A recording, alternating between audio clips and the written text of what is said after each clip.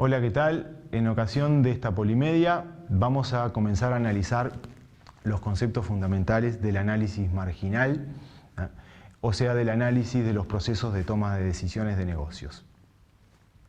El análisis marginal es una herramienta para tomar decisiones sobre negocios, para tomar decisiones sobre costos y precios, para planificar, para prever los beneficios, y está basada en la relación entre el costo, volumen y utilidad. Uno de los conceptos fundamentales del análisis marginal es el punto de equilibrio. El punto de equilibrio es un nivel de actividad en que los ingresos igualan al total de los costos, es decir, donde la empresa obtiene un beneficio igual a cero, no está ganando ni perdiendo.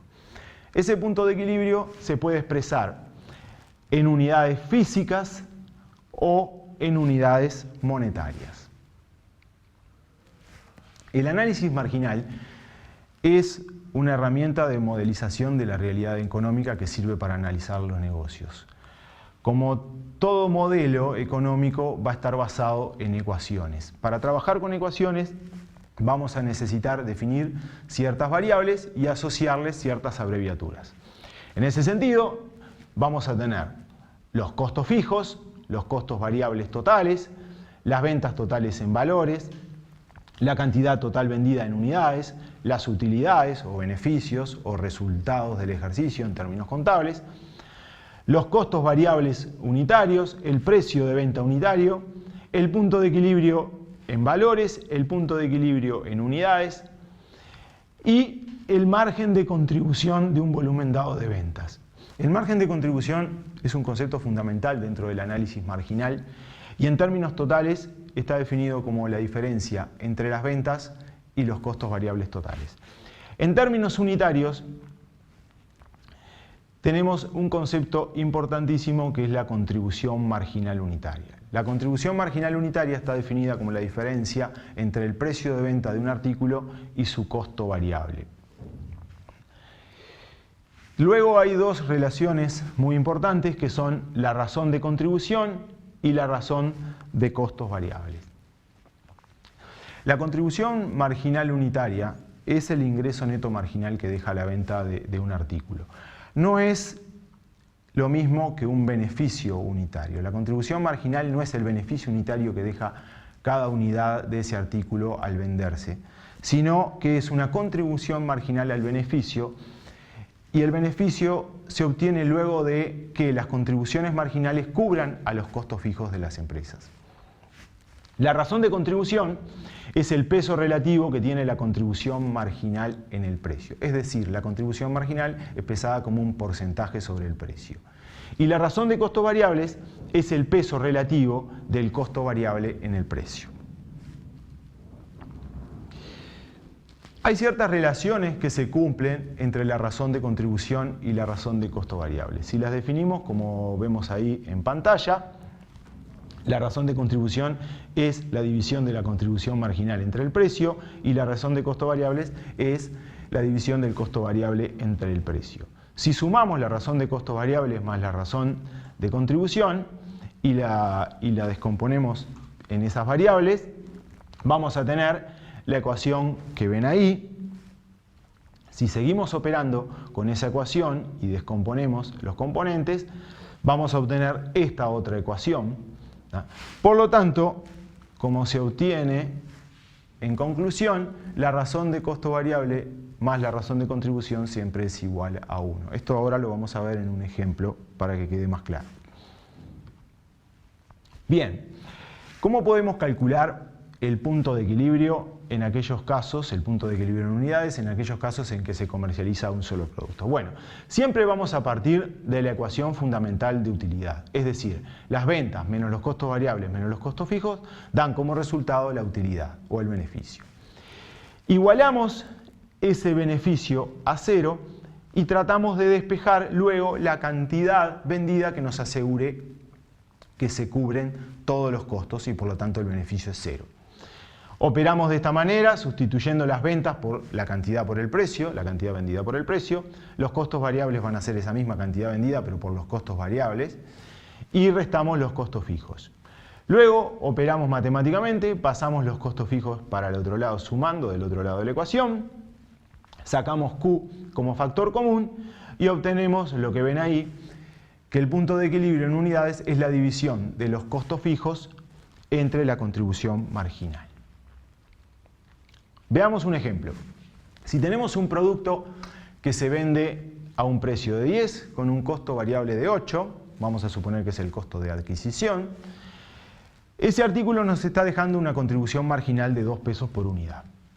La razón de contribución va a ser, lógicamente, del 20% y la razón de costo variables va a ser del 80%. Es decir, que el peso que tienen los costos variables en las ventas es de un 80% para este caso. Supongamos que los costos fijos son 1000 para un periodo determinado y vamos a calcular ahora el punto de equilibrio para ese periodo. Bueno, el punto de equilibrio va a estar dado por 500 unidades, es decir, los costos fijos dividido la contribución marginal. Vamos a verificarlo y vemos que efectivamente, si calculamos la utilidad, para ese nivel de ventas de 500 unidades va a ser 0. O sea, 500 unidades por 10, que es el precio, menos 500 por 8, que es lo que cuesta, menos 1000 de costos fijos, eso es igual a 0. Si lo vemos a través del estado de resultados, vamos a tener ventas por 5000, o sea 500 por 10, costo de lo vendido 500 por 8, 4000, eso da como resultado un margen de contribución de 1000, con el cual hay que ir a cubrir los costos fijos que son 1000 también, y el resultado naturalmente es 0. Bien, como ustedes se habrán dado cuenta, hay una manera mucho más lógica y sencilla de calcular la utilidad. Si a la cantidad la multiplicamos por su contribución marginal y a eso le restamos los costos fijos, nos va a dar como resultado, en este caso, 0. ¿Por qué? Porque la utilidad de un negocio o de una empresa siempre es el resultado de las cantidades vendidas por las contribuciones marginales de los artículos menos los costos fijos que tiene que afrontar la empresa en ese periodo. Veamos ahora cómo se puede representar gráficamente el punto de equilibrio. Si en el eje horizontal tenemos las unidades vendidas, o sea el nivel de actividad que alcanza la empresa, y en el eje vertical tenemos los pesos, las unidades monetarias, los costos fijos se van a comportar como una recta paralela a la horizontal, ya que para cualquier nivel de actividad los costos fijos van a ser los mismos. Los costos variables, sin embargo, van a nacer del origen, porque a 0 nivel de actividad va a haber 0 costos variables. Y si representamos los costos totales, va a ser una recta que nazca del punto en que se ubican los costos fijos, que son los mínimos costos que la empresa va a tener aunque no tenga actividad.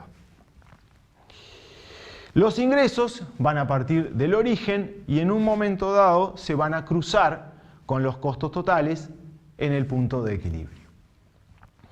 Si la empresa opera por debajo de ese punto de equilibrio, va a estar en zona de pérdida. Y si la empresa opera por arriba de ese punto de equilibrio, va a operar en lo que se llama la zona de ganancias. Como ven, en toda empresa, para determinar el punto de equilibrio, que es una variable fundamental, aunque no es la única, es indispensable tener separados los costos fijos de los costos variables.